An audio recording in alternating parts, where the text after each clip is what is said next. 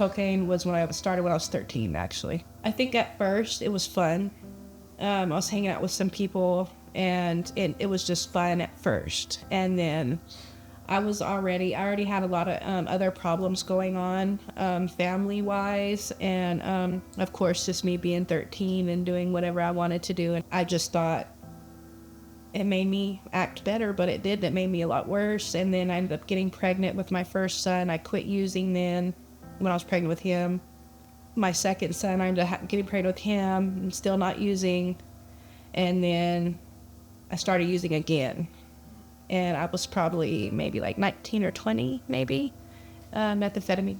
It was whenever my fiance, right before he died, his mom had got murdered. That was a big thing for him, and I also. So he started taking pills, and he was smoking spice, and he ended up having a seizure in his sleep. He passed away, and that was a really hard thing for me to deal with because he was my best friend. We were together for 10 years. He raised my oldest son with me.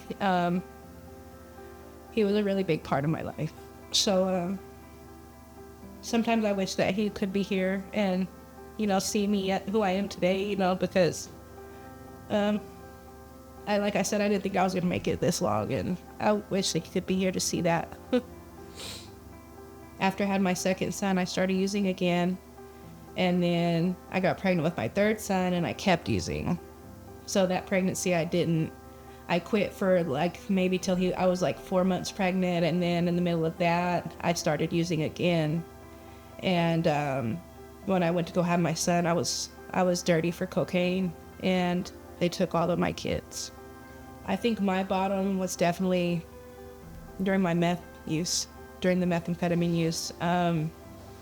My bottom was being in jail, and my youngest son only has me. Like, it's just been me and him through a lot of things.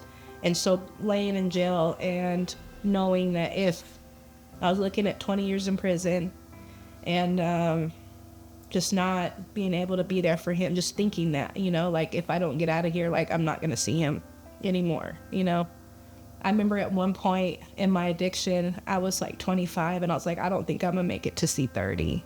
So here I am, and I'm 32, and I didn't think I was going to make it here, And then now I have 2 more kids that I've actually got to raise my last 2 more,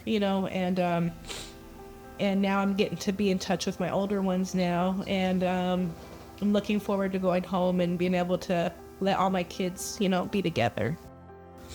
It's definitely a great thing, a very exciting thing, and then I'm going to be able to do that sober. If it wasn't for the coordinators here, and their transportation was lovely. Even her, she was great. But if it was not for the coordinators and having that support system with them, and having the support through foundations that they've given me, I've got my license. I haven't had a license in 8 years, and it's a bittersweet thing leaving, because I'm going to really miss them. I definitely, I've watched other girls graduate, and now I'm actually like packing my stuff right now.